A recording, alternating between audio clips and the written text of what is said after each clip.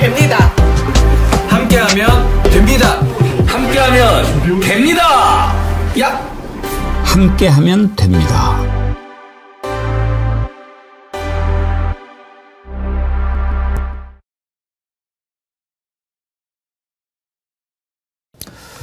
여러분 안녕하십니까? 백운기입니다. 김건희의 탐욕은 도대체 어디까지일까요? 어느 정도 예상은 했지만 특검 수사를 통해 드러나는 것들을 보면 혀를 내두를 지경입니다. 대충 꼽아봐도 나토 목걸이, 통일교 샤넬백, 주가 조작, 부실 회사로 투자 받기 등등 돈이 되는 것이라면 이것저것 가리지 않고 긁어 모았습니다. 가히 뇌물 먹는 불가사리요, 탐욕의 끝판왕이라고 하겠습니다.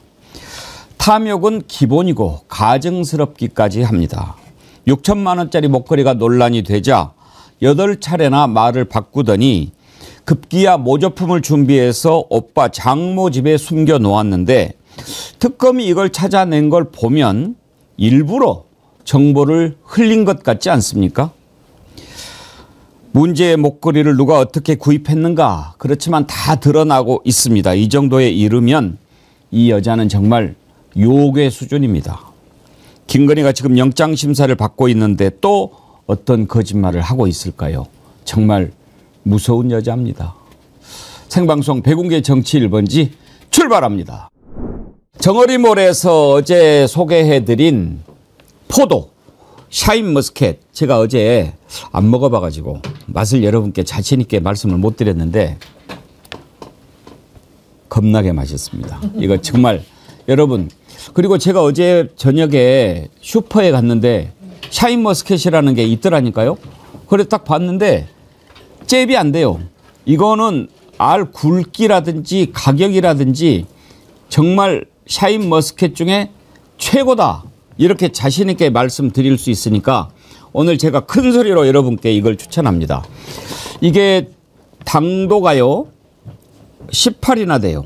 그러면 정말 18브릭스 이상이면 보통 단 게 아닌데 제가 먹어보니까 정말 좋아요. 그래서 어제 혹시라도 긴가민가 하셨던 분들 제가 오늘 자신 있게 말씀드리니까요.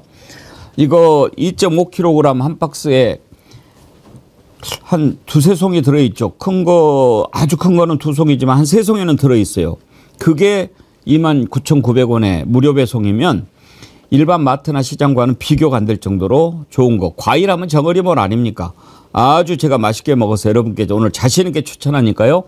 맛있게 드시고, 이번에 비 오고 한 번 더 더위가 온다고 그러는데 이거 샤인머스켓만 주문하셔도 선풍기 드립니다. 그러니까 이번 기회에 마지막 기회죠. 뭐 선풍기 드시기 바랍니다. 그리고 정어리몰이 이번 이제 광복절 앞두고 하나 또 특별 이벤트를 준비했는데 이번 광복절이 80주년인가 아시죠? 그래서 지난번에 드렸던 디퓨저를 이번에 그때 9,900원인가 드렸는데 이걸 아주 80만 구독자도 눈앞에 두고 있고 광복절도 80주년이고 해서 특별한 의미가 있어서 8080 디퓨저를 만들었답니다. 사실 이 가격에 무료 배송으로 팔면 손해지요. 그런데 특별한 의미를 담아서 선물하기 위해서 이렇게 준비했으니까요. 여러분 한정판 8080 디퓨저도 많이 사랑해 주시기 바랍니다. 김건희가 지금 구속영장 실질 심사를 받고 있는데요. 오늘 이 내용부터 다뤄보도록 하겠습니다. 세 분 패널 함께합니다. 김진애 전 의원님, 네, 안녕하세요. 어서 오십시오. 전혜연 민주연구원 본장님 반갑습니다. 안녕하세요. 정구승 변호사님 함께합니다. 네, 반갑습니다. 네. 오늘은 아무것도 아닌 사람이라는 얘기도 안 하고 그냥 들어가던데요. 그건 또 무슨 뜻이 있을까 궁금합니다. 먼저 오늘 서울중앙지법에 출석하는 그 장면부터 보고 얘기 나눠보겠습니다.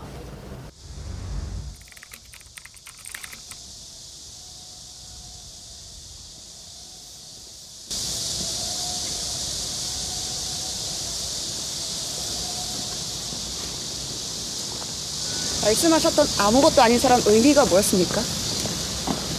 명품 선물 관련 사실대로 진술한 거 맞나요? 김건희 엑셀 파일 본 적 있으십니까? 명품 시계는 왜 사달라고 했습니까? 명품 인삼차 여론조사 대가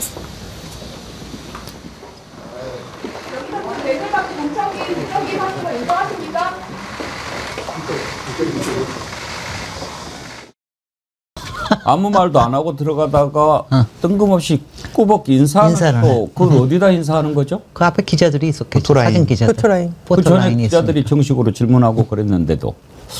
예. 도순나님, 기절쇼 할 것 같은데 영장 심사할 때. 제가 아까 오프닝 때 정말 무서운 여자라고 그랬는데 김진애 의원님은 생각이 좀 다르신 것 같더라고요. 남자들은 제 여자를 무서워하는데 김진애 의원님은 별로 안 무섭다고요? 아니, 우리 여자들이 그렇게 무서워하려는 여자, 무섭게 하려는 여자, 저 탐욕스러운 여자, 가정스러운 여자의 정체를 우리는 너무나 잘 알고 있거든. 그래요? 너무나 잘 알고 있는데. 제가 여자를 잘 모르는 아니, 그러니까 남자들은요, 제가 뭐 이거는 그냥 뭐 아마추어 그냥 심리학이라고 그러면 남자들은요, 무서워하면서도 끌려해요. 왜냐하면 평소에 잘 못 보는 여자 유형이기 때문에. 근데 김건희가 하는 여러 종류의 그 수법을 많은 여자들이 씁니다. 그러니까 이쁜 척, 또 약한 척, 그 다음에 멋있는 척, 그 다음에 또 뭐 여러 가지 척을 다 있는 척, 뭐 이런 걸 다 하는데 다른 여자들은 보통 상식의 수준에서 이걸 하는데 김건희는 완전히 자기는 유혹을 하기 위해서 그런 걸 쓰는 여자이기 때문에 저는 그런 여자를 꽤 많이 봤어요. 특히 그런 쪽 계에서 일하는 여자들 중에 굉장히 많아요. 그런 여자들. 굉장히 많아요. 비즈니스 안에 도움이 됩니다.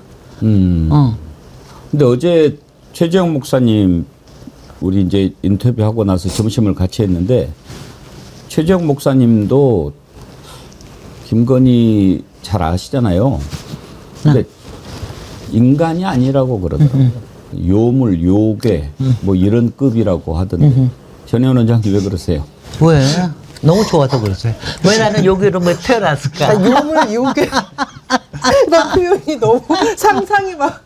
인간의 상상을 뛰어넘는 그런 요괴라고 그러더라고요. 그러니까 일본 애니메이션에 나오는 그 모습이 탁 떠올라서 지금 웃었는데 사실 웃은 일은 아니고요. 이게 이제 사실 우리 만화나 영화는 보면 보통 이제 사적인 관계에서의 특정인을 뭐 파괴하는 요물 요괴는 나오는데 사실 김건희 같은 경우에는 지금 특검이 수사하고 있는 의혹만 16가지잖아요. 그리고 김건희 혼자서 끝나는 것이 아니라 결국 윤석열이란 남편, 당시 대통령 직위를 이용해서 국정농단을 시키고 검찰을 바보로 만들고 이런 것이죠. 그래서 요물 요괴라기보다는 국정농단 파괴자 뭐 저는 좀 이렇게 더 평가합니다. 아니 이왕이면 또 좋은 말로 붙여줍시다.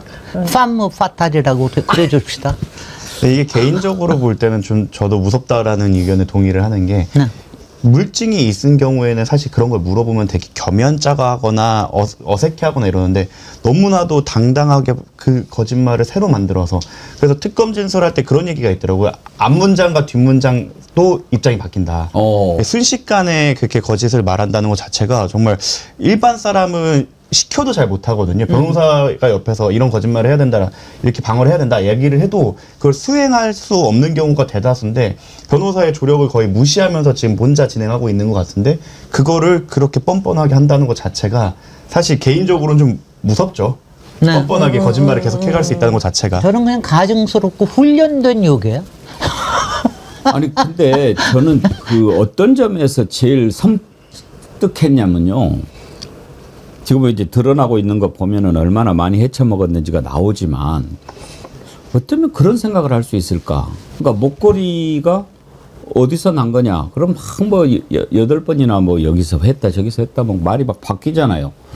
그건 뭐 어떻게 거짓말 하려고 하는 것까지는 좋은데 모조품을 갖다가 오빠의 장모 집에다가 숨겨놓고 그걸 발견되게 했다.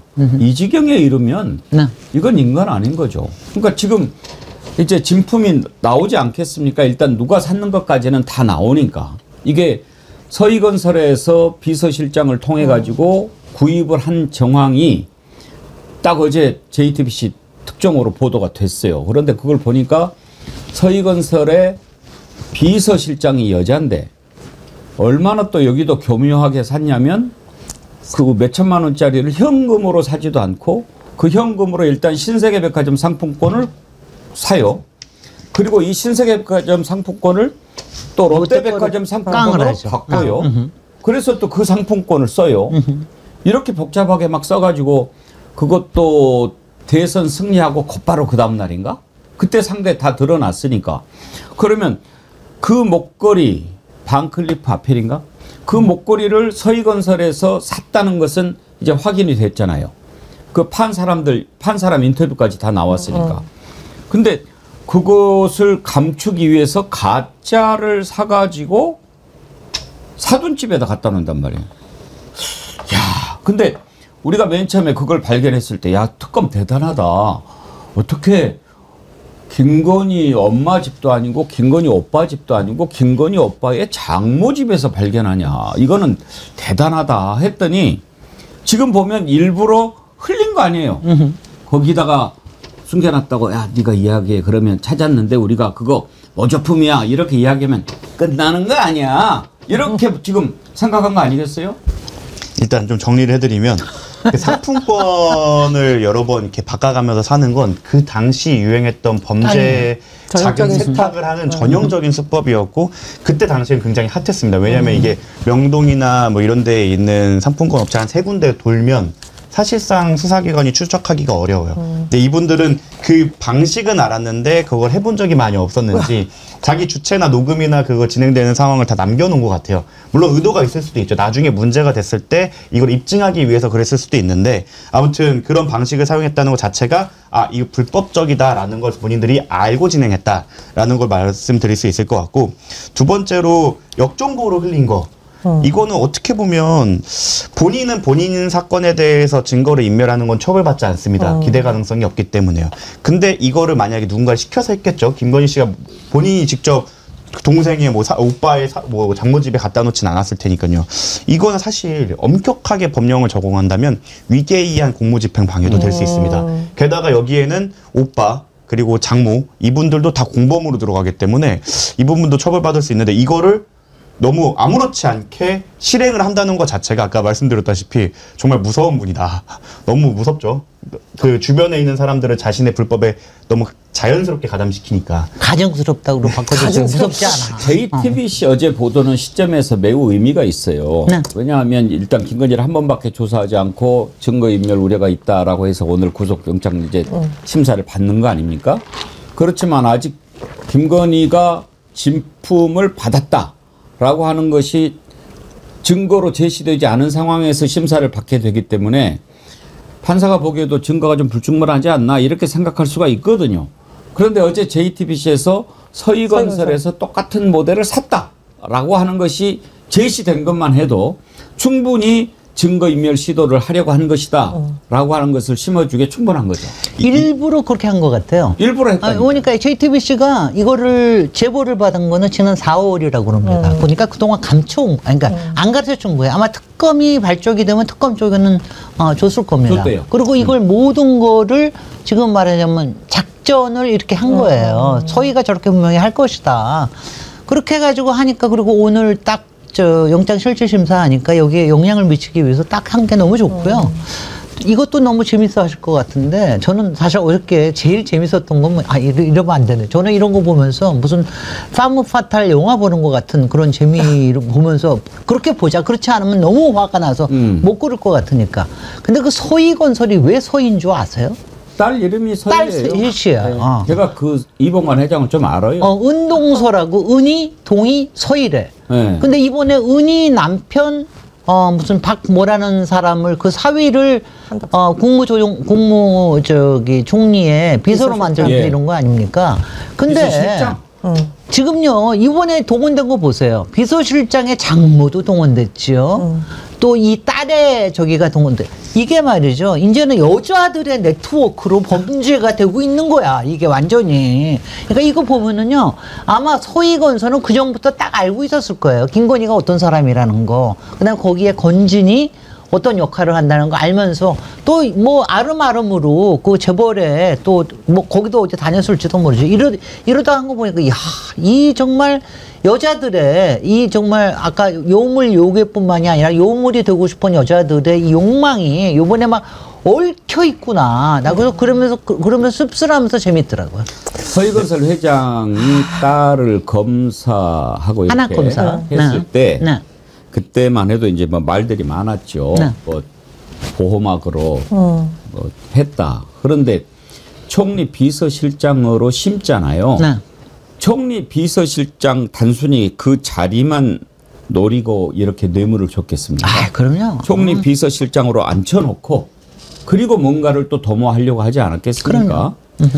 지금 뭐 빰못빠탈 얘기하시는데 부산이대인님은요. 김건희를 보면 천민에서 영부인이 됐던 에비타가 생각납니다.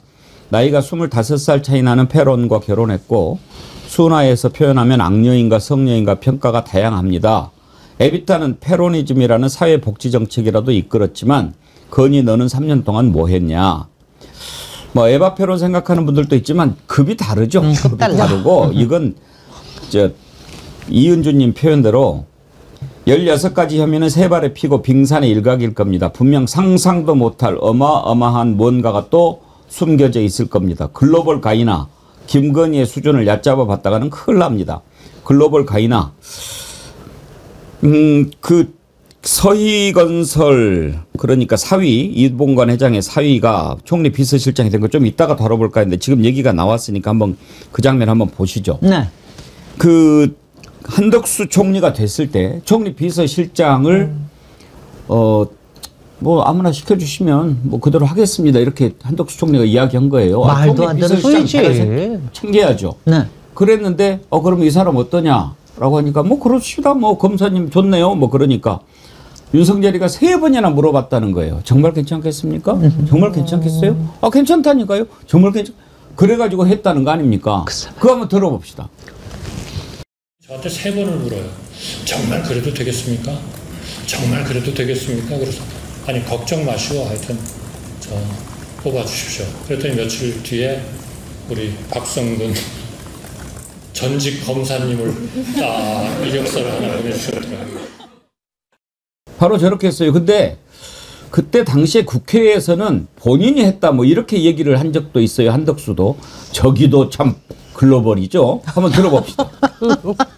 총리 비서실장이 검사 출신인데 총리께서 직접 발탁한 인사입니까? 그렇습니다. 그러세요? 어떤 인연이 있어서 그 박 검사를 비서실장으로 발탁했습니까? 저는 개인적인 인연은 없습니다. 그런데 어떻게 발탁했습니까? 꼭 아는 사람을 발탁을 하는 건 아니죠. 그럼 어떻게 알았습니까? 제가 요청을 한 거죠. 아, 대통령께요? 아니요. 인사를 담당하는 분한테. 인사 담당하는 분이 누구였습니까? 그거는 밝혀드릴 수 없죠. 제가. 아, 그래요? 네. 총리가 국정에 관한 사안인데 얘기할 수 없습니까? 그거는 말씀드릴 사항이 아닌 것 같습니다. 그러니까 누구라는 특정인을 지명하지 않고 검사 출신을 해달라고 했다는 아닙니다. 겁니까? 검사 출신이나 특정인을 지명하지 않았고요. 그러니까 한덕수도 맹물이야, 맹물. 이제 좀 문제가 심각한 거야. 그렇게까지 얘기를 했으면 그다음에 얘기를 안 해야지.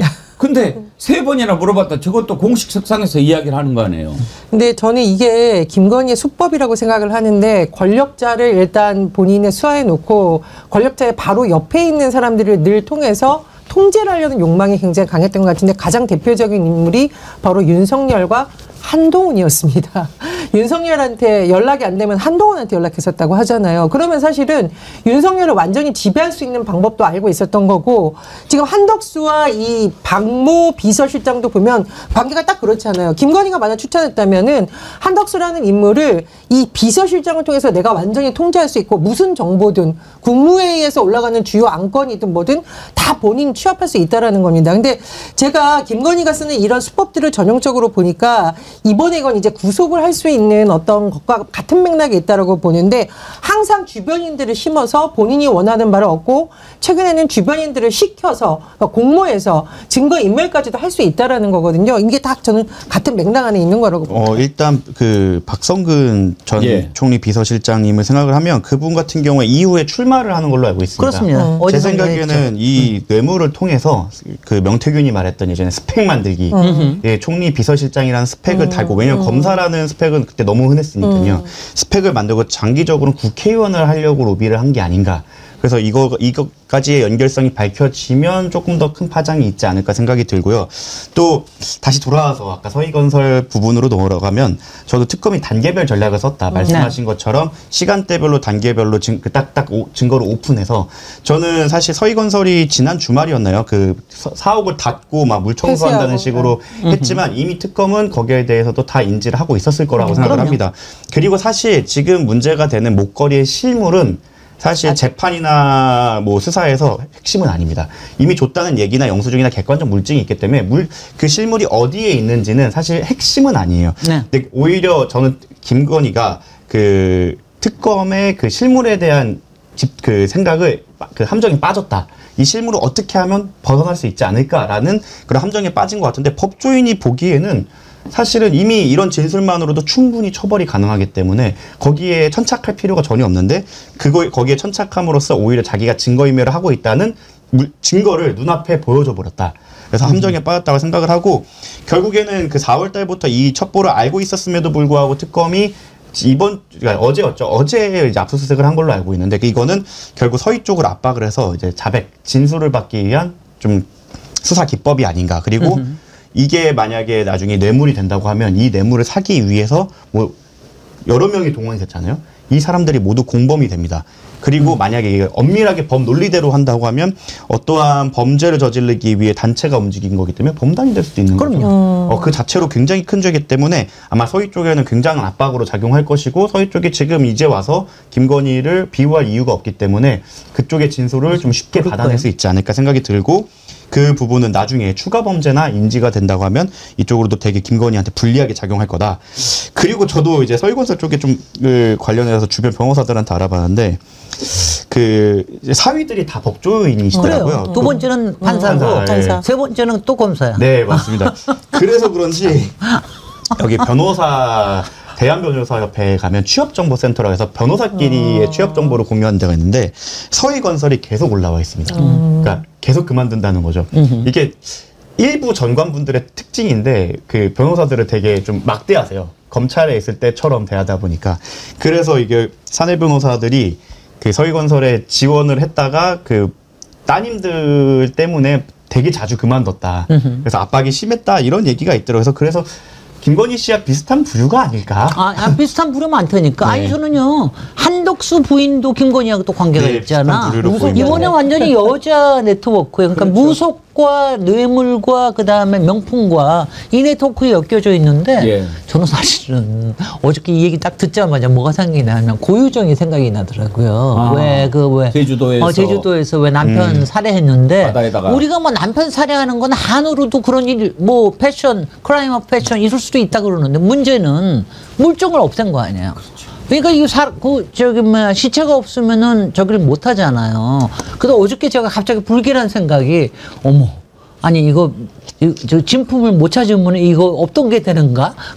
제가 그 생각까지 갑자기 했는데 고유정이는 정말 그 파탈은 자기 남편을 시체까지도 없애가면서 증거를 없애려고 그랬잖아요. 그러니까 범죄 자체를 없애려고 그랬는데 김건희는 가짜 증거를 심어둠으로 하고 그리고 거기에 수많은 다른 그야말로 찌끄러기 피라미드를 거기다 심어두면서 그러면서 자기 죄를 희석시키려고 하는 거야. 지금까지는 수사기관을 통제함으로써 자기 죄를 덮었죠. 그러니까 고유정은 증거를 인멸함으로써 자기가 벗어나려고 했다면 이 사람은 권력을 이용해서 수사기관을 통제함으로써 자신을 수사하지 못하게 만드는 방법을 썼다가 이제 정권이 바뀌고 특검이 들어오면서 수사를 받게 되자 이제 다시 고유정 방식으로 증거를 인멸하는 방식으로 갔는데 제가 볼 때는 수사기관을 통제한 경험은 많은데 증거를 인멸하는 방식으로 죄를 벗어냈던 경험은 많이 없었던 것 같아요. 없으니까 좀 서툴러요. 그리고 변호사의 조언을 듣지 않는 것 같습니다. 네. 제가 변호사라면은 저렇게 행동하는 거에 대해서 굉장히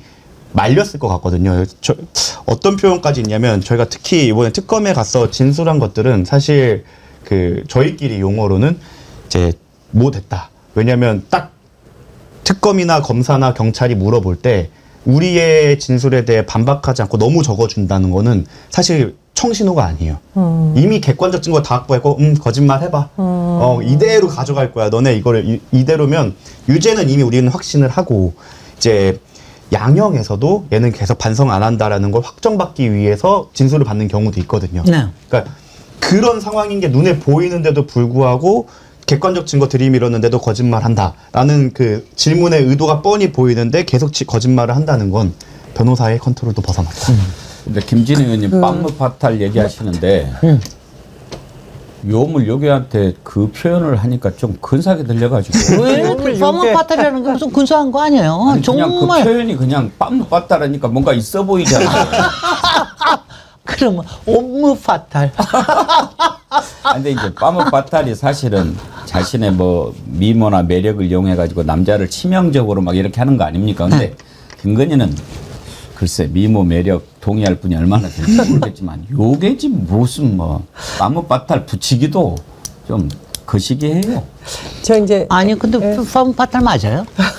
왜냐면요. 김범수 보니까 외모뿐만이 아니라 왜냐면 사람들이 그걸 좋아하는 여자들이 외모가 이쁘면 물론 외모는 성형으로 해가지고 어느 만큼 훨씬 더 남자들을 어필할 만큼 그렇게 만들어놨지만 사실 여러 가지 매너예요. 그 수법. 남자를 호리는 수법은 사실은 어떤 때는 기대고 어떤 때는 정말 품을 주고 어떤 때는 자기한테 기대게 만들고 그거를 잘하는 사람이 빰무 파탈이 되거든요. 예. 근데 저기는 하나같이 여태까지 대한 거 보면은 뭐 이명수 기자 대하는 거나 뭐 다른 사람 대하는 거 보면 누구나 저는 이거라고 생각해요.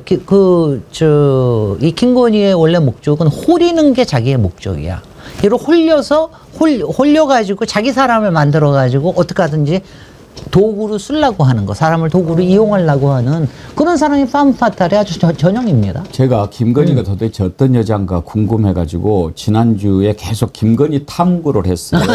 그래서 김건희를 누구보다도 잘한다는 안혜욱 회장, 정대택 회장, 최재형 목사님, 또 백은종 대표 다 이렇게. 근데 어제 최재형 목사님이 그 얘기 하더라고요. 저는 제일 궁금했던 게 그런 거거든요. 김건희는 한번 결혼을 했었고, 그리고 또 맨 처음에 그 결혼했던 의사 있잖아요. 네. 정대택 회장이 그 한 달인가 두 달인가 살고 이혼했다고 그러는데 최재형 목사가 그러시는데 그건 정확히는 1년은 살았대요. 근데 1년 살고 헤어졌는데 왜 헤어졌느냐? 그 의사도 잘 아신대요. 결혼했는데 결혼한 지 일주일도 안 돼가지고 조남목인가? 그 조 회장이 전화하면 나가는 거예요. 안 들어와. 그 신랑이 그걸 어떻게 견디겠어요. 갓 결혼한 지 얼마 안 된 신부가 밤에 남자의 전화를 받고 나가서 안 들어와 버리면 그렇게 해서 1년 만에 이렇게 헤어졌다고 하는데 그리고 이제 저는 이제 그게 궁금했단 말이에요. 그 뒤로도 남자 관계가 복잡하잖아요. 알려진 것만 해도 김범수 아나운서 있지, 양재택 검사 있지 이렇게 있는데 윤석열이는 어찌됐든 법적으로 총각 아니에요. 그리고 양재택이는 자기 검사 또 잘하는 이미 검찰은 다 알고 있고 그런데 어떻게 이런 여자하고 결혼을 하지요? 그랬더니 저를 한심하게 쳐다보시더라고요. 그건 김건희를 몰라서 그러는 겁니다. 윤석열이는 김건희한테 간택받았다고 생각하는 거예요. 그렇게 얘기하는 거예요. 그러니까 윤석열이는 야 저런 여자가 나를 택해주다니 이렇게 생각했다는 거예요. 네. 네. 그게 가능합니까? 왜 안 가능해요? 나 오늘 참 복잡하네. 근데 그 유명한 휴대전화 관련한 발언 있잖아요. 그 부인이 그 휴대전화 뭐 뺏기라도 해야 되는 거 아니냐라는 취지의 질문이 나오니까 제가 그럴 처지가 못 된다. 이 말이 저는 그러니까 결국 윤석열 입장에서는 본인을 대통령으로 만들어주기 위해서 온갖 돈을 투입하고 사람들을 모으고 뒤에서 뒷작업을 한 인물이 김건희라고 생각을 했기 때문에 거기서 좌지우지 된 것 같고 전 이제 서희건설이 그 대표적인 사례가 아닐까 의심이 되는데 서희건설이 사실은 대선 불법 핑크 의혹과 맞물려 있습니다. 그러니까 양재동 캠프라고 해서 그 당시에 왜 건진법사 막 관련해서 논란이 됐었고 여기서 댓글 작업하는 거 아니냐라는데 사실 윤석열은 검사 출신인데다가 그동안 여러 가지 사건을 봤기 때문에 이런 걸 할 생각을 못했을 수도 있고 오히려 김건희가 나서서 이런 사무실을 운영하는 돈이라든가 사람이라든가 이른바 법사를 비롯해서 본인 말을 들을 수 있는 뒤에 조직책을 했을 가능성이 저는 매우 높다라고 보고요. 그리고 이제 대놓고 이걸 도와준 사람들한테 뭔가 선물을 주는 방식이었습니다.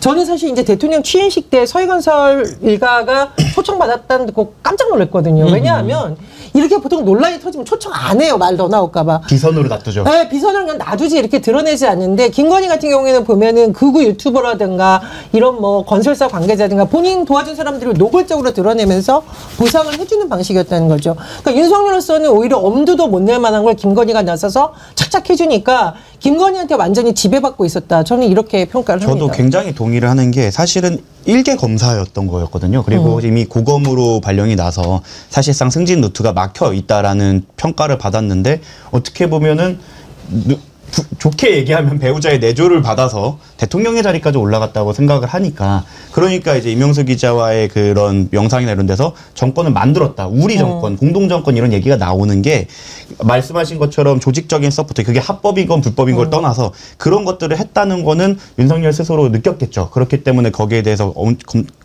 굉장히 기대고 거기에 대해서 의지하는 상황이 아니었을까 생각합니다. 지금 말씀하신 것에 대한 증언도 있어요. 명태균 씨가 어제 어디 JTBC 거기 MBC에 나와가지고 김건희가 나한테 그랬다. 우리 정권 잡으면 5대5로 나누기로 했다. 인사권, 공천권, 윤석열이가 절반, 내가 절반. 그런 증언을 했어요. 한번 들어보시죠. 인성 관련된 것도 여사가 다 이제 관여를 합니다. 그러다 보니까 어떤 일적인 부분들이 자꾸 문제가 생깁니다. 그래서 제가 물어봅니다. 그랬더니 선생님 우리 5대5로 하기로 했어요. 인사권, 공천권. 아유, 이 새끼 정말 안철수는 공동정권이라고 믿어는 안철수 의원은 얼마나 안철수는 새끼 손가락에 끝도 안 됐지.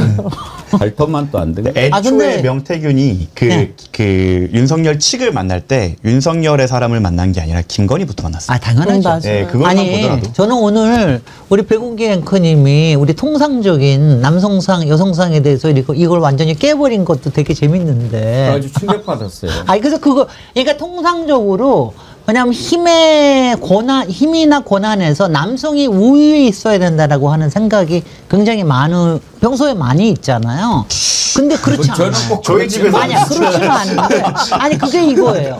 그게 나중에 집안에서 여자가 일을 잘해가지고 생기는 이것뿐만이 아니라 이른바 가학성, 피학성 부분에 있어서도 사실은 많은 경우가 여자가 가학적이고 남자가 피학적인 사람들도 굉장히 많습니다. 그리고 오히려 윤석열의 그 캐릭터에서는 그게 편했던 거예요. 그러니까 내가 정말 이렇게 말도 안 남자 같은 매력도 없고 이러는데 나를 간택을 해줘? 그래. 그리고 나를 전혀 귀찮게 안 해. 그 다음에 자기 혼자서 마음대로 다 저기 해. 거기다가 아마 나 윤석열 마음속에는 이것도 있었을 거라고 생각해. 야, 저렇게 법망을 피해 다니는 여자가 있어? 야, 존경스러워. 이것도 있었을 거야. 내가 조금만 더 도와주면 더 잘 되겠구만. 아마 이런 생각도 있었을 거예요.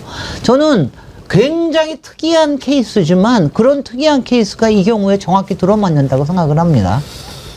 그나저나 김건희가 받아 처먹은 뇌물 현재까지 밝혀진 것만 한번 살펴볼까요? 이병철 변호사님이 어제 대충 정리해서 보내주셨는데 김건희 정말 부지런하다. MB는 쩌리 가라다.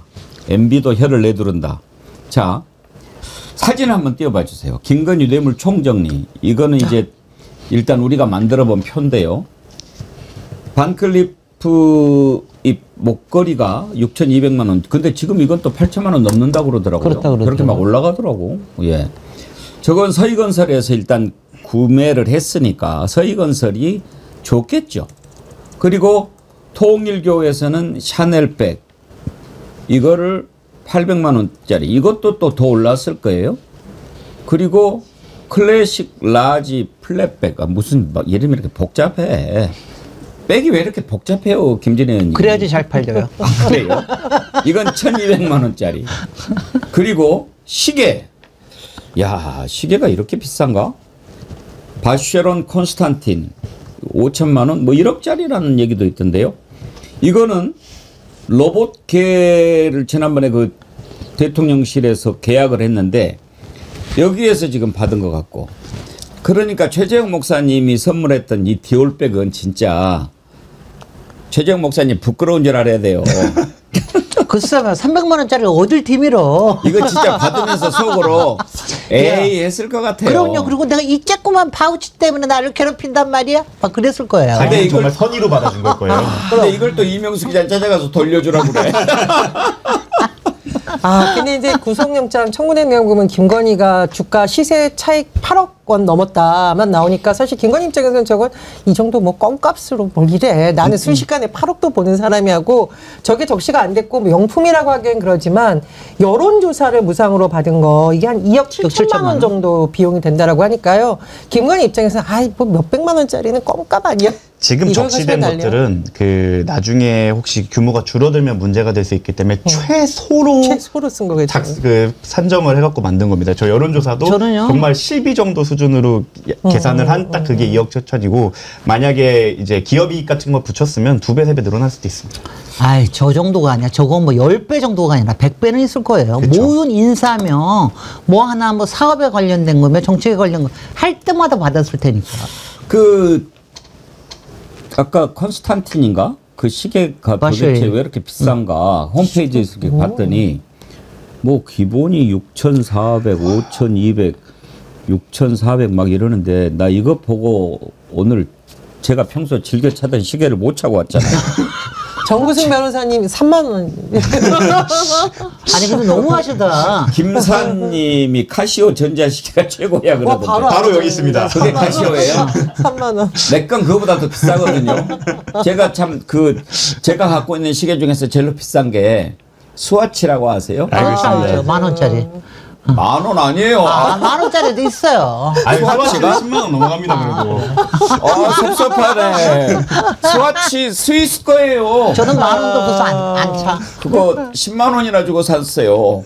그 내가 갖고 있는 것 중에 제일 비싼 거예요. 근데 그거 이렇게 차고 있었는데 이거 보고 못 차겠더라고. 아니 근데 모르셔서 그러죠. 셀럽들이 차는 이 명품게 얼마짜리까지 있는 줄 아세요? 몇 억짜리도 있어요. 10억짜리 정도까지 그때 막 다이아몬드 받고 막 그래가지고 한 10억짜리 정도도 있습니다. 그러니까 다른 세계지. 왜 오늘 저를 우울하게 만드시는 아니 왜 우울해요? 저는 뭐 그런 거 하는 사람들 갖고 놀아라. 예. 그거는 그 하는 사람. 근데 영구 이니셜에서는 안 되지. 예, 안 부럽고. 자, 근데 아까 이제 우리가 뇌물 리스트를 쭉 봤는데 이병철 변호사님이 정리한 게 참 좋아요. 관저공사는 현대건설, 대가는 가덕도 10조, 다이아는 서희건설, 사위 총리 비서실장, 시계는 로봇회사 경호처 수의계약, 샤넬백 신발 큰 거 한 장 쇼핑백 2개는 통일교, 캄보디아 도박무마, 8억은 도이치, 캄보디아 금융사 인수, 2억 7천은 명태균, 김영선 공천, 184억은 카카오 효성 한증금, 한국증권금융이죠. 공정이 무마, 90억 슈킹 자생한방, 의대 2000 한약재 건보 승인. 야, 그러니까 정리를 잘해 주셨어요. 이런 뇌물을 어디서 받았는데 그것은 뭐 때문에 했다. 이렇게 정리를 딱 일목요연하게 해주셨는데 내일 나오실 텐데, 야, 정말 이 뇌물 리스트를 보면 돈 되는 거라면 뭐든지 그냥 거의 뭐 불가사리 아닌가? 사실 저거 하나만으로도 원래는 정권이 위기에 처하거나 게이트가 될 만한 사건들인데 이게 너무 많아지니까 사실 저기서 뭐 디올백은 되게 소박해 보이는 착시 효과가 생겼습니다. 원래는 다른 정권이었다고 하면 저거 하나만으로도 게이트가 되고 뭐 거기 책임자들 다 구속되고 저것 때문에 특검이 발생하고 해야 되는데 지금에서야 진행된다는 것 자체가 사실 지금까지 시스템에 문제가 있지 않았나라는 거를 지적할 수 있을 정도라고 생각을 합니다. 윤석열이가 다 막아준 거지 그동안. 양평 고속도로 사업비만 해도 1조가 넘는다고 하잖아요. 그 뭐 모든 사업비에 김건희 일가가 다 그걸 가져가는 건 아니겠지만 땅과 관련된 특히 가려면은 소위 가성비가 엄청난 거잖아요. 그러니까 본인이 가지고 있는 땅 대비 수익이 엄청나게 오르기 때문에 김건희 입장에서는 뭐 저기 최재형 목사님이 준 거는 그냥 가벼운 선물, 인사치레. 인사치레다 이렇게 판단했을 수도 있겠어요. 박절하지 못해 거절하지 못한 작은 선물이 되는 거고 사실 지금 나온 거는 빙산의 일각이라는 거에 동의를 하는 게 많습니다. 예를 들어 그 창원 산단도 뭐 얘기가 많이 나왔었죠. 그리고 뭐 군 관련해 갖고 뭐 이번에 또 나왔던 게 요트에서 뭐 음주를 했다 뭐 이런 것도 군함에서 요트처럼 사용해서 그런 것뿐만 아니라 수많은 의혹이 있는데 이것들이 밝혀졌을 때 어디까지 펼쳐나갈까? 이거를 과연 특검으로 해결이 가능할까? 시간과 인원의 제한이 있는 특검이 과연 이걸 할 수 있을까? 그래서 저는 이거에 대해서는 김건희 특검이라는 그 명맥을 유지하기 위해서는 이거는 국회 차원에서 대대적인 증언과 시간을 늘려야 된다. 네. 그리고 아직 사실 진짜가 안 나왔잖아요. 그쵸. 왜냐하면 저는 솔직히 이렇게 해가지고 조금 사제품을 받고 오늘한 거는 저는 좀 눈 감아줄 용의도 있어. 근데 문제는 자 국익을 저거 하면서 삼부토건에 3부가 제일 크잖아. 그다음에 가령 마약이 가령 정말 그게 드러난다라고 할 것 같으면은 완전히 국민 건강과 국민을 완전 나락으로 빠뜨리면서 자기가 돈을 그냥 슈킹을 하는 거 아니에요. 김건희가 아직 진짜가 안 나왔습니다. 아니 김건희가 그동안 저지른 짓 그리고 이렇게 하는 수법을 보면 네. 설마 했던 것들이 다 현실이 되잖아요. 그럼요. 그래서 저는 마약도 가능성이 있다고 봅니다. 그 마약을 진짜 뭐 어떻게 돼서 대충 뭐 커미션 먹고 이런 차원이 아니고 백혜련 경정은 네. 윤석열 김건희 부부가 직접 마약 사업을 했다고 봐요. 그리고 또 확신을 있죠. 해요. 대왕고래부터 시작해갖고 여러 가지 정말 갑자기 이상하게 대두되던 국책 사업들도 다 확인이 필요하죠 이제는. 근데 이거는 확실히 있는 것 같아요. 저도 제가 계속해서 하는 게 저 계엄을 저렇게 하려고 그럴 것 같으면은 자금이 필요하거든요. 비자금이 절대로 필요해요. 그러니까 지금 뭐 추석무기한테 가서 뭐 좀 세금으로 뭐 좀 해놔. 이거는 아무것도 아니에요. 비자금이 다른 정치자금이 큰 저수조가 필요합니다. 근데 큰 저수조를 만들려고 그러면 크게 놀아야 되는 거예요. 그러니까 그거를 했을 가능성이 저는 있을 수 있다고 봅니다. 그게. 저는 이거를 수사에서도 꼭 밝혔으면 좋겠습니다. 그러니까 내란 종도자들에 대한 것도 필요한데 요즘 보면 대선 얘기도 나오고 있잖아요. 이거는 앞으로 똑같은 일이 반복되지 않게 해서 반드시 밝혀야 되는데 일단 권성동 의원하고 통일교 지금 결국은 대선 자금 명목 현금에 오간 것 아니냐 의심을 받고 있는 거고 서해건설 같은 경우에도 대선 과정에서 뭔가에 좀 부당한 걸 제공한 게 아니냐. 이건 조직적 범죄를 넘어서 국가의 정말 헌법 가치를 훼손하는 겁니다. 이거 반드시 밝혀야 되고요. 과거 한나라당 차떼기 그 논란만큼이나 큰 수사가 될 수 있기 때문에 단순히 김건희에 그치는 것이 아니라 김건희와 연관되어 있고 그리고 대선 과정에 관여했던 논란이 되고 있는 국민의힘 의원들과 정치인에 대한 수사도 반드시 불가피하다. 그리고 정경유착의 양목을 다시 살린 경제인들에 대한 수사도 저는 불가피하다고 봅니다. 또 그리고 김충식 씨 같은 경우는 특검법으로 적용하기가 어려워서 지금 경찰이 조사하고 있거든요. 네. 사실 김건희, 최은순 일가와 너무 관련돼서 비즈니스를 한 사람이기 때문에 여기에 대해서 특검이 수사를 하는 게 맞는데 사실 법에 적용이 안 되는 거기 때문에 이런 부분까지 미세 조정을 해서 마약, 뭐 대왕고래 이런 의혹이 생길 만한 것들에 대해서는 철저하게 파헤쳐서 다시는 이런 일이 일어나지 않게 해야 된다. 왜냐하면 말씀하신 대로 이게 정치 시스템, 헌법적인 정치 시스템도 망가뜨렸고요. 수사기관 자체도 망가뜨린 겁니다. 이거를 무마하면서 우리나라의 수사기관들도 사실 망가졌다는 게 증명이 됐죠. 그리고 여기에 대해서 의혹 제기하는 언론들도 많이 없었던 걸 생각하면 언론도 한번 되돌아봐야 되고 나중에 그 정대택 씨 관련해서 보면 판사는 돈 안 좋아하느냐 이런 얘기까지 나왔어요. 법조인으로서 너무 화가 나는 일인데 그것까지 사법부까지 한번 돌이켜 보려면 정말 국가 재창조 수준의 개혁이 필요하고 한번 되돌아보는 시간을 가져야 되지 않나. 이거를 할 수 있는 방법은 국회가 직접적으로 빠르게 나서는 수밖에 없다고 저는 생각을 합니다. 이 와중에 권성동 의원이 통일교와 관련된 골프장에서 복면으로 꽁꽁 싸매고 골프 쳤다 이런 보도가 나오면서 저는 이 국민의원들이 해도 너무한다. 이 와중에 꼭 골프를 치고 싶을까 이런 생각이 나는 빨리 내란 재판부에 관련된 특검법 빨리 만들어야 된다고 봅니다. 그러니까 지금 문제가 되는 게 지금 왜 김건희가 그렇게 가짜 그 증거들을 뿌려가면서까지 사법부에다가 마지막 걸어보는 거 아닙니까? 한 2%든 0.2%든 자기 혹시나 기각될 수 있지 않을까. 거기다가 왜 지금도 직위원이며 김현우?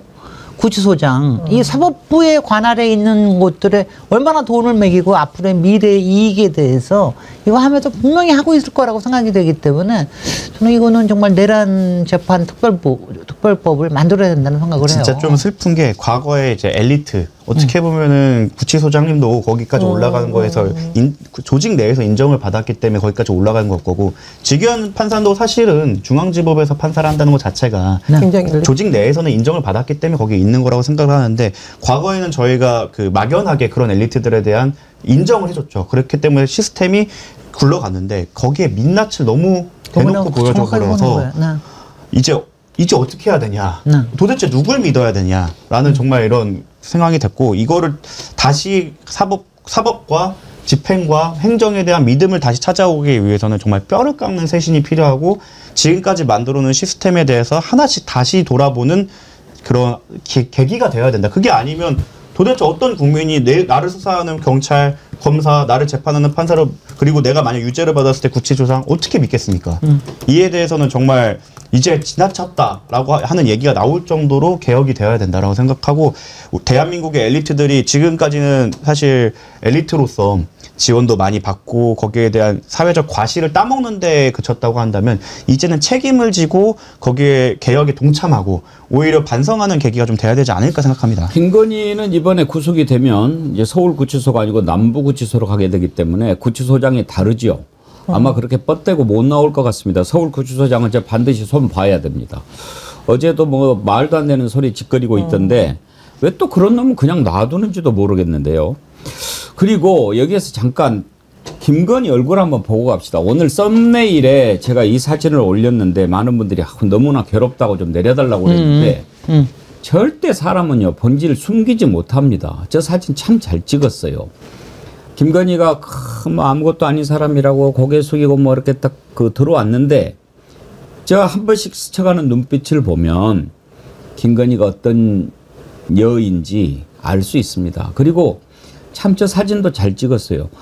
사람 어깨를 걸치고 찍었잖아요. 저게 저절로 그냥 그 어깨에 실수로 이렇게 해서 한 사진이 아닙니다. 사진을 수백 장을 막 탁 찍기 때문에 거기서 이제 셀렉션을 하잖아요. 일부러 어깨를 걸친 사진을 픽한 겁니다. 왜? 누군가의 뒤에 숨어서 사악한 눈빛으로 무언가를 꾸미는 그 여자의 모습을 저 한 장의 사진이 정확하게 담아낸 겁니다. 참 대단한 작품이에요. 저 눈빛 한번 보십시오. 얼마나 오래 보시니까 무섭죠? 예, 이 정도 합시다. 저는 오늘 아침에 나오는 사진 보면서 또 똑같은 260도 신고 나왔대. 신발이요. 예. 지난번에도 신발 큰 거 신고 나왔잖아요. 지난번에 정확하게 눈에 보이더라고요. 근데 그 260도 저는 구두를 심어놨다고 보거든. 그런데 그거를 260을 또 신고 나와요. 나오면서 이게 왜냐면 큰 신발 신어보셨어요? 남자들은 그게 좀 덜한데 여자들은 왜냐하면 약간 큰 신발을 신을 수가 있어요. 근데 신으면 어떻게 되냐면 이게 벗겨지려고 그래요, 신발이. 그렇겠죠, 예. 그렇게 되면은 이게 걸음걸이 자체가 이상해지죠. 약간 이상해지고 조심스러워지고 넘어지지 않으려고 그래. 근데 오늘은 지난번보다 더 하더라고. 내가 보니까 오늘은 확실히 예. 쓰러질 결심을 하고 나왔어. 제가 가다가 오늘 쓰러질 거야. 그럴 가능성이 있다고 봅니다. 그럼요. 그리고 시계도요. 지금 아까 우리가 보여드린 거는 남성용 시계였는데 콘스탄틴에 들어가 보니까 여성용 시계가 있더라고요. 이 시계를 샀던 서모 씨가 직접 또 얘기한 것도 있는데 지금 저 시계 중에 뭐 하나일 수도 있고 그런데 그 산 사람이 직접 얘기를 했어요. 시계를 사고 싶다고 한 것도 그 유경옥이라고 문고리 있지 않습니까? 네네. 거기가 부탁을 해가지고 했다. 그리고 직접 사서 김 여사한테 전달했다. 이런 진술을 김건희 특검이 확보를 했는데 그 샀다는 서 씨 KBS하고 인터뷰를 했어요. 한번 들어보시죠. 외국 나가는데 뭐 시계도 필요하다 뭐 이래서 알았다 그럼 내가 싸게 사니까 구매해주겠다 뭐 이렇게 얘기를 한 거죠. 연락은 유경옥 씨 통해서 와요. 네, 시계 사고 싶다고 한 것도 유경옥 통해서 온 거예요? 네. 그땐 만났다니까요. 영부인을. 근데 왜 저렇게 당당하게 얘기해요? 특징이죠. 명태균 씨를 비롯해서 사실은 자기들도 불법을 같이 한 사람들인데. 그럼 저거는 뇌물 아니에요? 네. 근데 뭘 기자한테 뭘 그런 걸 물어봐 막 이런 식이네. 네. 나중에 이제 사법기가 재판부에 가서도 저런 태도를 유지할 수 있을지가. 그 사람이 로봇게 만들었다는 그 사람인가요? 그거는 같은 사람인지 모르겠네. 확인을 해봐야 될 것 같습니다. 아, 오늘 또 그 김혜성이도 들어오잖아. 아유, 어떤 태도를 취할까? 또 뻔뻔하게 대할 거야? 근데 저는 저런 분들을 보는 게 조금 고통스럽지만 그래도 언론이든 국민 여러분들이 좀 참고 봐주셔야 되는 게 저런 분들은 저런 관심을 좋아해서 말을 많이 하게 해서 진실이 밝혀지는 데 도움이 되는 게 좋다고 생각합니다. 지금 명태균 씨가 사실 이것저것 나와갖고 막 자신의 죄를 좀 숨기려는 의도를 갖고 이것저것 얘기를 하잖아요. 근데 저희 그 공익제보자를 변호하는 입장에서 사실 되게 꼴보기 싫고 그럼요. 저기에 대해 제재를 하고 싶지만 사실 대승적 차원에서는 말을 많이 해서 사실관계가 밝혀지는 게 더 중요하니까 그래서 저희도 보고 있는데 결과적으로는 사필 규정 될 거라고 저는 믿고 있습니다. 듣고 보세요. 오죽하면 김건희가 명태균까지 삶았잖아. 그러니까요. 명태균이 혹해서 지금도 김건희는 좋은 사람이에요. 그러잖아. 야, 저 사람이 나를 인정해줬어. 이렇게 여기게 만들잖아. 그러니까 빠따리지. 이 서모 씨 로봇계 경호 사업 관련된 인물로 지금 알려져 있는데 이게 단순히 그냥 선물을 그냥 한 게 아니잖아요. 뇌물이잖아요. 근데 뇌물을 주고서 어떤 사업을 따내려고 하는가 굉장히 중요한데 사실 이 로봇계 경호 제가 찾아보면 그때부터 시끄러웠어요. 시끄럽고 논란이 있었는데도 계속 이제까지 침묵하고 있었다는 점을 전 한번 접고 싶고 두 번째로 경호라는 것은 국가의 안보와 우리나라에 직결되는 부분이기 때문에 굉장히 사실은 중요한 부분입니다. 그런데 최근에 비아폰을 김건희가 사용하고 대통령급을 줬다라는 것 그리고 로봇계 경호 사업과 관련해서 이 명품 시계를 선물했던 사람과 연관되어 있다는 걸 보면서 이거는 국가 안보에 있어서 상당히 치명적인 부분이다. 이런 부분도 저는 좀 밝혀야 된다고 보고 이 계약 과정에 있어서 누가 관여했는지 다 밝혀야 된다고 봐요. 항상 입에 달고 살짝 공정과 상식, 안보 이런 거를 외쳤던 보수 쪽 대통령이었고 보수의 사실은 리더였는데 그 사람들의 실체가 바로 저런 겁니다. 누구보다 안보를 사익으로 바꾸는 데 관심이 많았고 공정과 상식에 가장 반하는 어떻게 보면 인맥, 뇌물 이런 것에 더 관심이 많았다는 민낯이 이번에 밝혀졌기 때문에 이에 대해서 우리나라 저는 오히려 보수들이 더 화를 내고 이것들에 대해서 더 분개해야 된다고 생각하는데 아직도 국민의힘이 윤석열을 버릴 결심을 하지 못했다는 것 자체가 저는 아직도 너무 놀랍고 창피합니다. 정말 법조인으로서 사실 거기에 저희 법조 선배들이나 이런 분들이 많이 계시잖아요. 도대체 무슨 생각으로 아직도 윤석열을 비호하고 있는지 이해가 되지가 않습니다.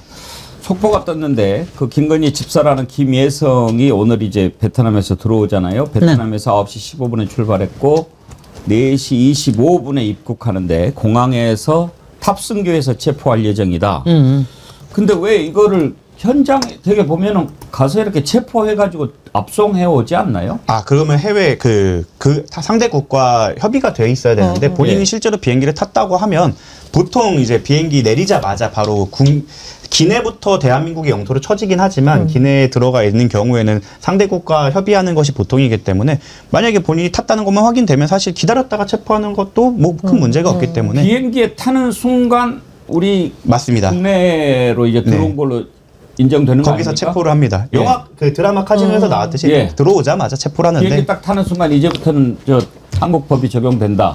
그렇게 얘기를 하던데요. 하지만 그렇게 하려면 보통 거기 영화에서도 나오다시피 그 상대국과 보통 소통하기 마련이어서 완벽하게 국내로 들어왔을 때 이미 비행기이기 때문에 도망갈 곳도 없고 또 왔다고 한다고 하면 이미 영장은 떼어져 있을 거니까 거기서 집행하는 건 큰 문제가 없고 실제로 뭐 필리핀이나 캄보디아에서 들어오는 분들이 자기가 수배됐는지 모르고 들어오다가 인천공항에서 많이 체포됩니다. 자, 그나저나 이제 정구승 변호사님 50분 만에 본론으로 들어가요. 오늘 김건희 구속영장 발부된다 안 된다? 저는 된다고 생각하는 게 제가 예전에 박정훈 대령님 그 판결을 앞두고 제가 판사라면 어떻게 유죄 판결문을 쓸까를 고민을 해봤어요. 그런데 정말 답이 안 나와서 만약에 유죄를 쓴다고 하면 거의 빈칸으로 써야 된다. 근데 반대로 오늘 제가 만약에 판사님이 돼갖고 영장 기각 결정문을 쓰려면 너무 어려워요. 그러니까 한 가지 가능성이 있긴 합니다. 이거는 정말 0.001%인데 이미 확보될 만한 객관적 증거가 확보됐고 입증이 많이 됐기 때문에 굳이 구속할 필요가 있느냐라는 논리를 어떻게든 만들어낼 수는 있을 것 같은데 그럼에도 불구하고 사실 너무 많아요. 증거인멸을 한 사례도 있고 진술 오염이 사실 저는 제일 크다고 생각합니다. 왜냐하면 그 목걸이를 그 오빠의 장모님 집에 갖다 놓는 과정에서 주변 사람들의 진술을 통제를 했거든요. 이 얘기는 김건희 씨는 여전히 주변인들에게 영향을 미쳐서 상대방의 진술을 오염시킬 충분한 우려가 있고 그런 사례가 있다는 걸 확인을 했기 때문에 기각결정문을 쓰기가 법조인으로서는 불가능하다. 저희가 물론 지기현 판사님의 저의 법조인으로서의 상상을 뛰어넘는 빈약한 상상력을 뛰어넘는 그런 창조적인 결정을 하지 않는다면 법조인으로선 영장 기각이 불가능하다고 생각합니다.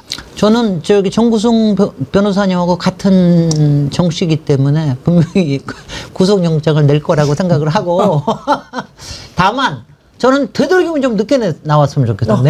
내일 새벽 한 4, 5시쯤 나왔으면 좋겠어. 그냥 구치소 가가지고 똥꼬치 타기 기다리게. 어차피 거기 계속 있게 되는데요. 그럼요. 아니 그래도요. 기다리는 게 엄청 힘드니까. 얼마나 힘들겠어요. 그래서 조금이라도 더 늦게 나왔으면 좋겠어. 저도 구속될 거라고 봅니다. 특히 이제 특검에서 그 문고리 3인방들까지도 휴대폰을 초기화했다 이거는 김건희 개인이 증거인멸을 할 가능성도 높지만 김건희가 주변인들이 공모를 해서 말씀하셨듯이 진술을 오염시키거나 증거인멸 또는 증거 은닉을 할 가능성이 매우 높다라는 것이 이미 드러났고 제가 뉴스를 찾아보면 이 행정관 2명이 코바나 컨텐츠 사무실에 아직도 출근하고 있다라고 해요. 이거는 뭐냐. 법망을 피해서 활개를 치고 있다는 거잖아요. 그런 점에서 일단 김건희부터 구속해야 된다라는 특검의 주장이 재판부에 받아들일 걸로 봅니다. 나홀로님 기각되면 이 땡볕에 또 거리로 나갑니다. 그럴 리가 없겠죠. 예, 김건희 오늘 구속영장 발부가 되면 참 부부가 동시에 구속되는 것도 참 쉽지 않은 일이죠. 우리가 대통령으로 인정을 하지 않지만 전직 대통령 부부가 동시에 구속되는 것도 초유의 일이고 윤석열이는 지금 재판 계속 안 나오니까 결국은 이제 골석 재판으로 진행을 하기로 했다고 하는데 지기현이 하는 말이 그러면 불이익은 당신이 뭐 감수를 해라 이렇게 얘기를 했다고 그래요. 우리가 지기현을 믿습니까? 저는요 그 얘기 딱 듣는 순간 불이익을 줄 것 같은 놈이 그런 얘기를 해야 불이익을 감수하고 말고 하지. 지금 윤석열이 저렇게 뻗대는 거 뭐예요? 야, 나 안 나갈 테니까 네가 알아서 잘해. 그거 아니겠어요? 그럼요. 사실 법적으로는 맞는 말이에요. 그러니까 본인 형사재판에 출석할 수 있는 건 의무가 아니라 권리입니다. 그러니까 본인 없으면 보통은 불리하게 흘러가니까요. 그래서 지기현 현직이니까 지기현 판사님께서 법리적으로 맞는 말을 한 건데 그간의 행적 때문에 그거를 고지고대로 해석할 수가 없는 슬픈 상황인 거죠. 이 부분에 대해서는 저는 아까 전 의원님이 말씀하신 것처럼 특별재판부가 빨리 구성이 돼야 국민이 어떻게 믿겠습니까? 이 상황을 지금 법조인인 저조차도 딴 의도가 있는 게 아니야라는 의심이 들고 있는데 국민과 여러분이 제일 중요한 게 내란 재판 특별법을 만들어서 하면 공개해야 돼요. 맞아요. 모든 걸 국민이 공개하는데 이거 역사에 남겨야 되는 게 굉장히 중요합니다. 저는 뭐 그 지기현 조희대 특검을 해야 된다고 생각하는 사람입니다. 그건 또 별도로. 이 이자들은 반드시 특검으로 도대체 어떤 커넥션이 있었길래 이런 짓을 저질렀는지 반드시 밝혀내야 됩니다. 조희대 했던 거 한번 생각해 보십시오. 이 세상에 대선 후보로 등록까지 했는데 그걸 그런 식으로 파기환송을 해가지고 날리려고 해요? 그걸 왜 그냥 둡니까? 지기현이 또 시간 초까지 따져가지고 그 내란 수개를 풀어줘요? 상식적으로 이루어지지 않은 일은 반드시 뭔가 있는 거예요. 그걸 그냥 둔다? 대한민국이 아닌 거죠. 그거 반드시 해야 돼요. 한두 가지 더 짚어볼 거 있는데 이 즈음에 지금 이제 22,000명 동시 접속이 넘어섰는데 좋아요가 많이 안 됐다는 거. 예. 그리고 최근에 제가 또 구독도 많이 눌러달라고 부탁드리는데 구독을 안 누르고 보신 분들이 계시더라니까요. 그래서 말씀드리기를 잘했다 했는데 신동원님 구독을 누르니까 구독 중으로 나오네요. 여태 구독을 누르지 않고 시청만 했었네요. 이제 떳떳하게 시청합니다. 그런 분들이 계셨다니까요. 아침에 거미줄 최정아님도 뭐 누르니까 종이 울린다고 그러시던데 그걸 아직까지 모르고 계셨단 말이에요. 에이 참 글만 잘 쓰지. 예. 꼭 깜빡하신 분들 지금은 좋아요 타임입니다. 좋아요 눌러주시고 혹시 구독도 안 누르신 분 계시면 구독 눌러주시기 바랍니다. 또 올라가잖아. 금방 올라가죠? 너무 웃겨 하여튼 간에 우리 독자님. 자, 아까 한덕수 얘기 잠깐 했는데요.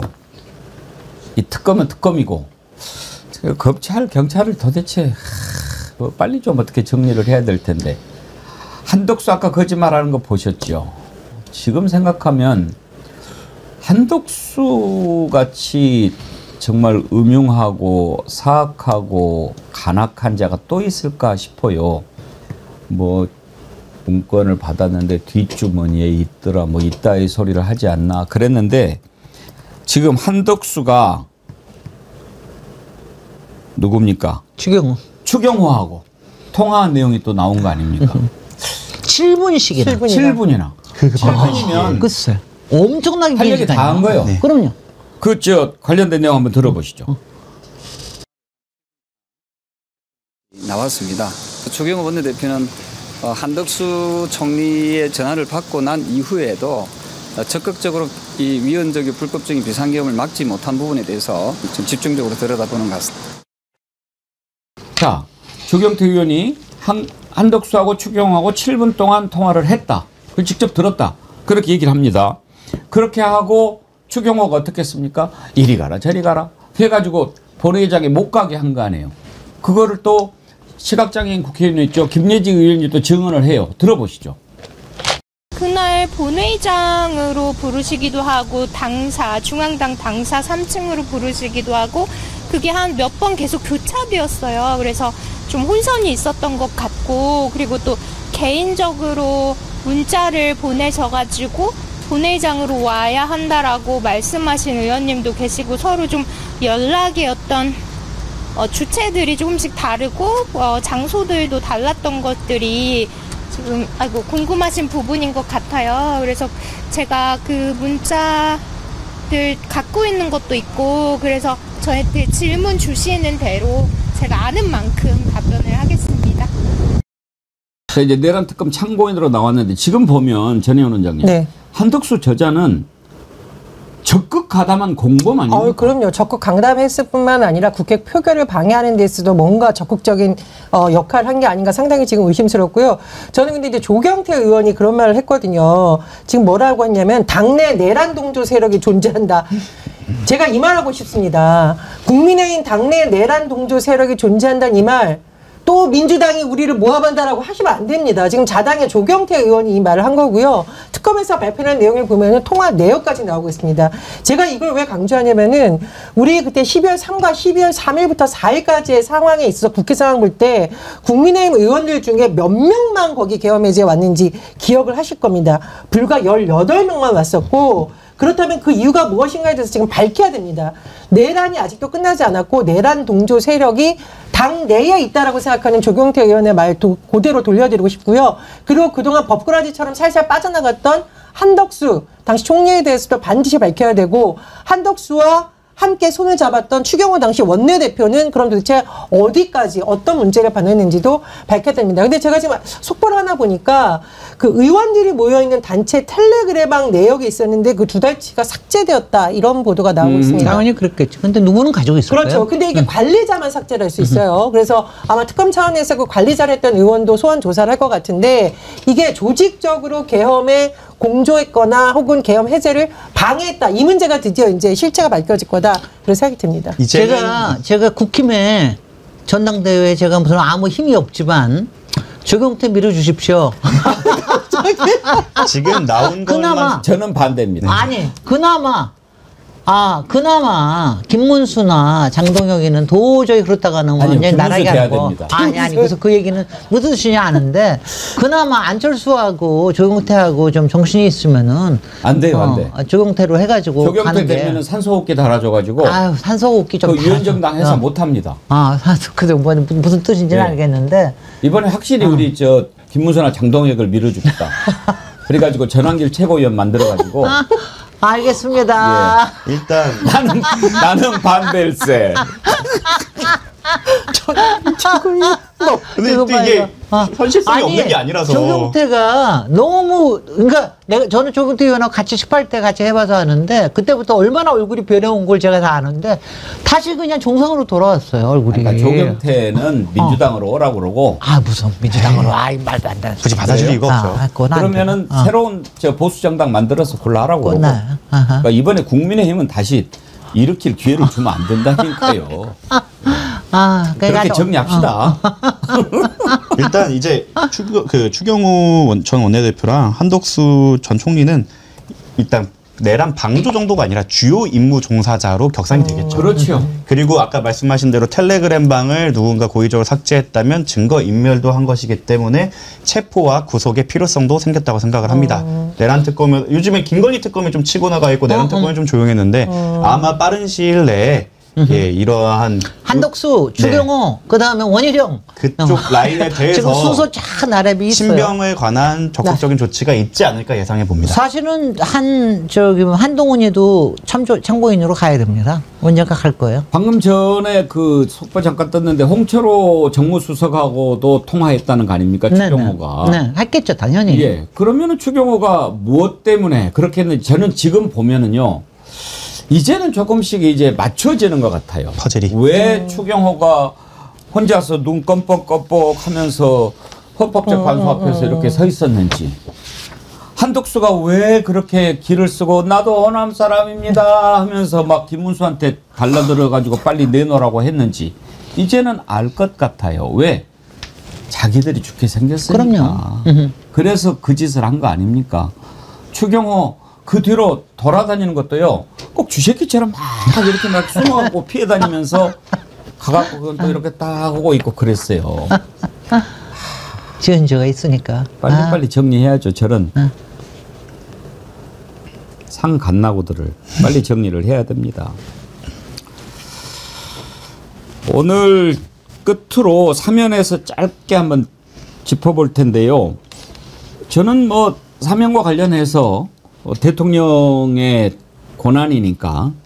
근데 이제 궁금해하는 분들 위해서 오늘은 설명을 하나 드릴 건데 왜 이번에 송영길 대표가 빠졌냐 그렇게 막 궁금해하고 약간 그 불만 섞인 반응을 하는 분들이 계시는데 송영길 대표를 뺀 게 아니고요.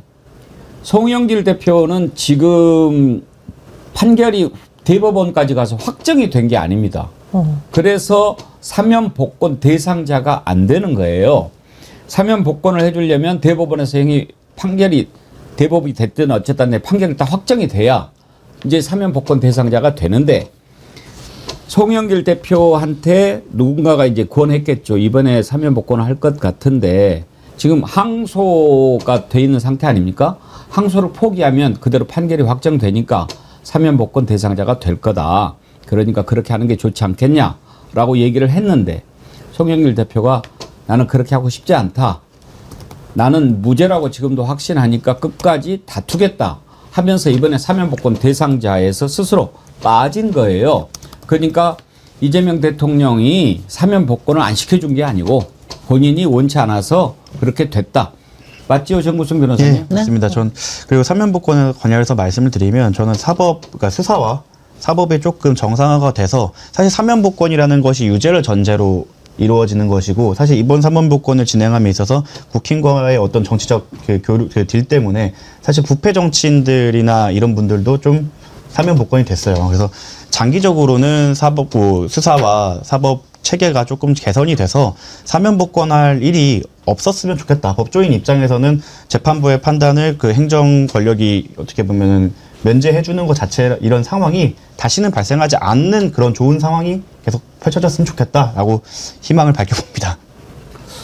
예, 송영길 대표는 그렇게 됐다는 거 여러분들 잘 아시고 이제 조국 대표가 아무래도 이번 사면 복권의 핵심 아니겠습니까? 전혜연 원장님은 조국 대표 사면에 대해서 어떤 입장이었어요? 저는 개인적으로는 간절히 바라지만 이번에는 쉽지 않을 것이다라는 의견을 말한 바가 있었는데요. 어쨌든 대통령께서 결단을 하셨습니다. 제가 살펴보니까 사실 우리 당의 강덕구 의원 같은 분들도 계속 사면 요청을 했고 또 종교계 지도자들이 나서서 계속 조국 전 대표의 사면을 요구했던 이유는 검찰의 그 무도한 수사로 인해서 조국 대표와 전 가족이 정말 도륙이라는 표현이 쓸 정도로 심각한 피해를 입었고 이제 새 정부가 출범해서는 그 피해자들에게 새로운 삶을 줌으로써 다시는 이런 일이 일어나지 않겠다라는 메시지를 전달하려는 것으로 보입니다. 또 하나 제가 사실은 이제 조국혁신당에 대해서는 방송에서 솔직히 비판한 적도 있고 칭찬한 적도 있는데 돌아보면 쇄빙선이라는 목표로 사실은 이 무도한 계엄을 막아내는 데 있어서의 의석수를 조국 혁신당이 확보해 왔던데 일조를 했던 점, 그리고 계엄 이후에 함께 나서서 거리에서 시민들과 함께하면서 했던 점, 이런 점들이 또 굉장히 이번 3연에 영향을 미쳤을 거라고 봅니다. 저도 그냥 한마디 할게요. 왜냐면 제가 평소에 이 얘기에 대해서 좀 세게 얘기를 했었기 때문에 많이 기대하셔서. 저는 이번에 보면서 확실히 이재명 대통령은 돌파형이에요. 뭐 대인배라고 표현을 하시기도 하지만 저는 대인배보다는, 왜냐하면 이거는 12월 달에 하든 지금 하든 이거는 피할 수 없는 길입니다. 그리고 이 돌파형이라고 하는 거에 대해서는 사실은 민주 진보 진영의 모든 사람들, 그다음에 민주당의 당원들, 우리 다 같이 이거에 대해서 마음의 준비를 해야 돼요. 왜냐하면 이건 앞으로 조국 혁신당과의 말하자면 어느 정도의 분열, 이 부분은 국힘에서 굉장히 바라는 바입니다. 그리고 실제로 분열이 될 가능성도 상당히 농후하게 있어요. 아니 오히려 통합이 될지도 모르죠. 혹시나 당대당 통합이 될지도 모르지만 당대당 통합이 되더라 여전히 내부에서의 분파의 싸움은 굉장히 심할 거라서. 근데 이런 갈등이라고 하는 거를 꼭 나쁜 거로만 보시지 말라. 왜냐하면 저는 이재명 대통령의 뜻이 이런 것 같아요. 자, 이거는 우리가 돌파를 해나가야 될 상황이다. 그 다음에 정치라고 하는 거는 이렇게 건강한 갈등을 통해서 또 경쟁력을 더 올리고 하는 부분이다. 이런 거를 생각을 하신 거라서 민주당은 저는 또 오면서도 우리 저기 택시기사님하고 이거 가지고 한참 털으려고 그랬는데 제가 너무 갈등하지 마시고, 왜냐하면 다들 최선을 다하셨으면 좋겠어요. 저는 이제 그 중에서도 조국 아마 전 대표께서 가장 큰 아마 조명도 받으실 거고 본인의 앞으로 하실 바에 대해서 고민도 많으실 텐데 좀 더 좀 현장적이고 좀 더 정말 돌파적인 그런 또 행보를 보이시기를 바라고, 조국 혁신당은 조금 더 진중해 주시기 바라고 예. 그러기를 바랍니다. 대표에 대해서는 참 여러 가지 의견들이 갈립니다. 그리고 이제 입시 비리라고 하는 그 부분 때문에 국민들이 공분한 게 있고, 지금 우리 애청자님들 가운데도 조국에 대해서 이런저런 의견이 갈리는데 저는 한 가지만 말씀드리고 싶어요. 조국에 대해서 왜 수사를 하게 됐는가를 한번 좀 생각을 해볼 필요가 있습니다. 조국이 법무부 장관 지명이 됐을 때 윤석열이 검찰총장으로 있으면서 어떻게 해서든지 조국이 법무장관 되는 것을 막기 위해서 시작한 수사 아니었습니까? 그러면서 맨 처음에 시작했던 것이, 기소를 했던 것이 사모펀드였습니다. 이거 확실하다 해가지고. 근데 사모펀드 어떻게 됐습니까? 결국은 혐의가 하나도 없는 걸로 나오지 않았습니까? 근데 어떻게 해서든지 그거를 잡아내기 위해서 수사를 했던 것이 표창장 위조를 통한 뭐 그런 걸로 해서 집어넣은 거고, 그거 하면서 어떻게 됐습니까? 조국 부인 정경심 교수 딸까지. 그리고 그 딸은 의사로 훈련을 받고 있었는데 그냥 학력까지 다 무효로 만든 거 아닙니까? 무엇 때문에 그렇게 했는지를 생각을 해볼 필요가 있는 수사였다. 그리고 이제 지금 윤석열과 김건희가 그 죗값을 치르고 있는데 그런 것에서 좀 시작을 해봤으면 이해하는 데 좀 도움이 되지 않을까, 저는 그런 생각을 가지고 있습니다. 오늘도 많이 참여해 주시고 또 슈퍼챗 보내주셔서 감사한데요. 보스형님 TV님, 요물 플러스 요괴는 막산 수괴. 더 재밌는 글 보내주셨네. 정어리 TV는 구독, 건이는 구속. 망치님, 김건희 꼬리 10개 달린 요괴입니다. 아무것도 아닌 김건희가 많이도 헤쳐먹었네요. 30일 이지 ONF님, 이렇게 좀 복잡하게 핸들이 떠요. 변신하는 108요괴 김건희 그러셨고요. 장현민 님도 슈퍼챗 보내주셨습니다. 감사드리고요. 오늘 남성 김윤태님, 김민성님, 노진항님, 풍은아님, 김원국님께서 정기회원 가입해 주셨는데 진심으로 감사하다는 말씀 드리겠습니다. 오늘 1부는 여기까지 하고요. 2부의 주불리 안보특강 김병주 민주당 최고위원이 어제 서울구치소 다녀왔던데 그 내용부터 좀 여쭤보도록 하겠습니다. 1부 함께해 주신 김진애 의원님, 전혜원 원장님, 정구승 변호사님 다음 주에 뵙죠. 감사합니다. 고맙습니다.